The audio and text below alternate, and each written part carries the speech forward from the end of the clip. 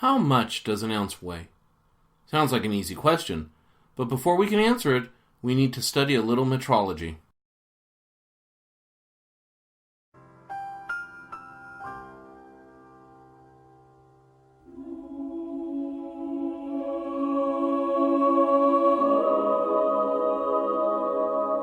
We use two systems of measuring weight, both of which are based upon the grain.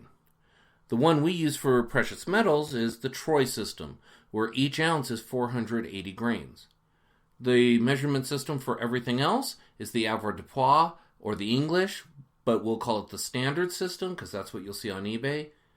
There each ounce is only 437.5 grains.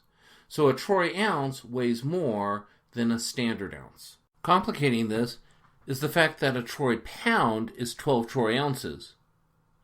But a standard pound is 16 standard ounces, meaning that a standard pound weighs more than a Troy pound.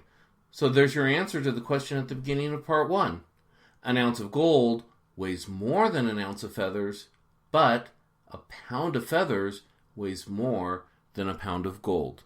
So here's the math that shows the truth of these coin auctions. When you buy 1 standard ounce of constitutional silver, you're not getting 0.9 Troy ounces. You're actually only getting 0.82 Troy ounces. That's a significant decrease in the amount of silver you think you're getting, and consequently raises the premium by a huge percentage. Let's look at a few of these eBay auctions. Now, when I did this, silver price was $16.12 an ounce. Yes, I know it took a little while to get this video up and ready to go.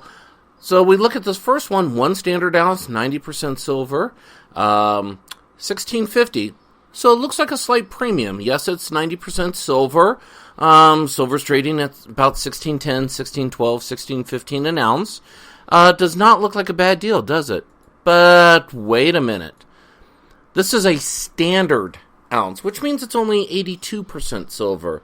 Which means the value of the silver, so not even taking into account shipping anything, just looking at the bare premium on this sale price, the silver's only worth $13.22.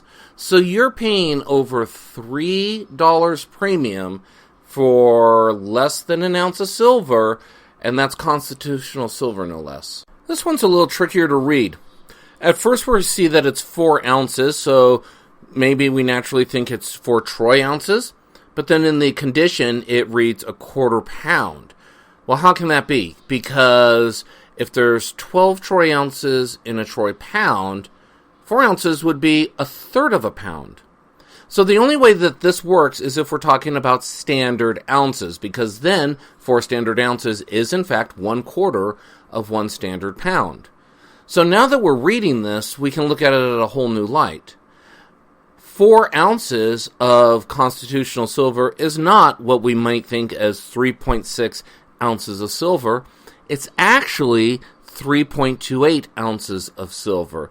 So now the question is, looking at that price and knowing that silver is $16.12 an ounce, are you willing to pay it if you know you're only going to get 3.28 ounces of silver for your money? Now this one is definitely a buyer beware and do your homework. We're so used to 16 ounces in a pound that we automatically think a quarter pound is 4 ounces. So here you'd be getting 4 ounces of constitutional silver, so 3.6 ounces of pure silver. And like we saw before, that's not the case. There's only 12 Troy ounces in a Troy pound, so a quarter of a Troy pound is actually 3 ounces of constitutional silver, which works out to 2.7 ounces of pure silver.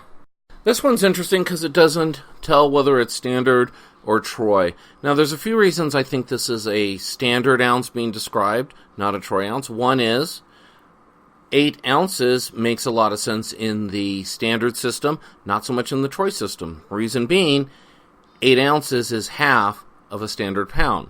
But then the question is, why would they not tell you it's half a pound? That always gets people's attention.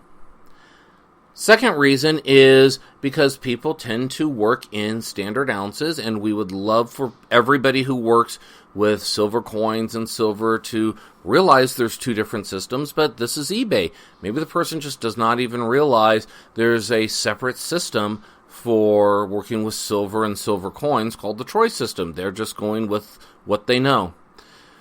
But the third reason I think that this is actually standard ounces is because people on eBay want to maximize their profits. And there's no easier way to maximize your profits than to give the customer less of what they think they're buying.